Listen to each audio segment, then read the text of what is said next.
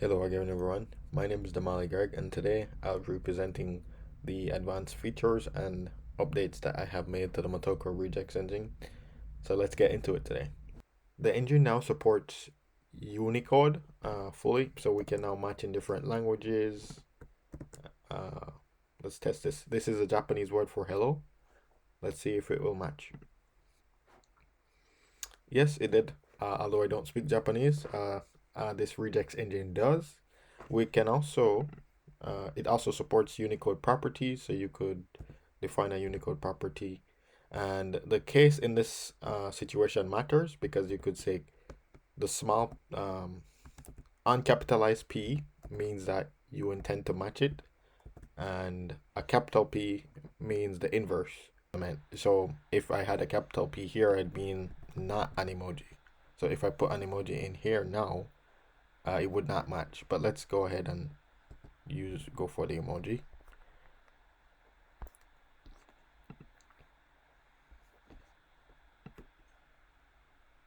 And if we just switch it to P, it should not match.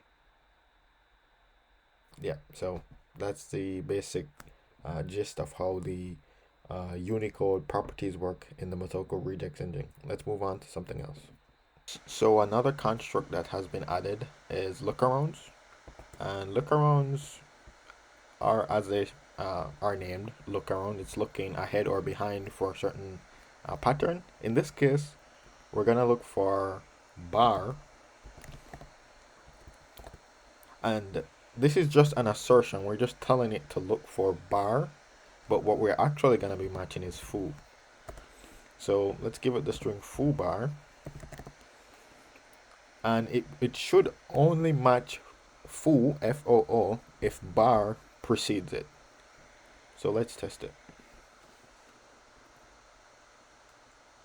So it did match foo, but let's see if we remove bar, what would happen. It should not match.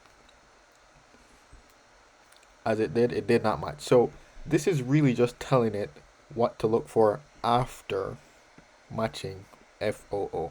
So after matching FOO, it must look ahead to say that bar is there. So two newly added features to the engine are named groups, which is this construct here. We have a named group which has my name in it, Damali. That's my name, Damali. And I've created a back reference using an escaped K and name. So what this actually saying is that it must capture Damali and Damali twice, because the information captured in the group, well, for the group to match, it must match Damali, and we've made a reference to what is previously matched in the previous group that we have called name. So in order for it to match, we must have Damali followed by Damali. But let's test it. Yeah, so it did. Yeah, so that's in a nutshell what a back reference is. And now if I remove Damali, it won't match. Yeah, so that's essentially how back referencing and named groups work. So now let's move on to the newly added functions. Let's start with split. And split, as the name suggests, it splits the text based on a delimiter or a pattern. In this case, we use a comma, and let's say we'll have 1, 2, and 3. And we won't, max splits is the amount of splits that you'd like to give it. We won't give it 1 for the first test, so let's just test it, see what the result is. So it splits it into 1, 2, and 3.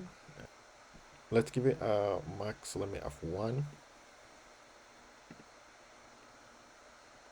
So now you have 1, 2, 3. So that's basically the split function in a nutshell.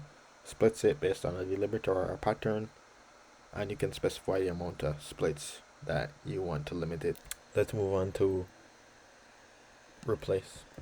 So I have hello world, hello universe. Oh no, I've got it in the wrong place. I've got hello world, hello universe as a test string. We're gonna replace hello with hi, put first. We're gonna set hi, and we're gonna replace it we're gonna look for hello in the pattern and replace it with hi. We're not gonna have any. Yeah, so no limit. Let's see where it goes. Hi world, hi universe. That's essentially the gist of the replace string. Moving on to the sub function. The sub function is more or less the same as the replace function, except that it can accept regular expression syntax. So in this example, I have a sentence which says, I have 10 bananas and 20 apples. And I'm going to replace an instance of a digit with many. So let's see what the output is. I have many bananas and many apples. And if I just go ahead and put a max replacement on a limit on the amount of replacements that can occur, I have many bananas and 20 apples. So that is it in a nutshell. Those are the new features of the Motoko Regex engine. Go ahead and download the engine on Mops, play around with it. If you encounter any issues, be sure to report it as an issue on GitHub. And yeah, I'm happy to have completed the engine, and I'm looking forward to the feedback. Thank you.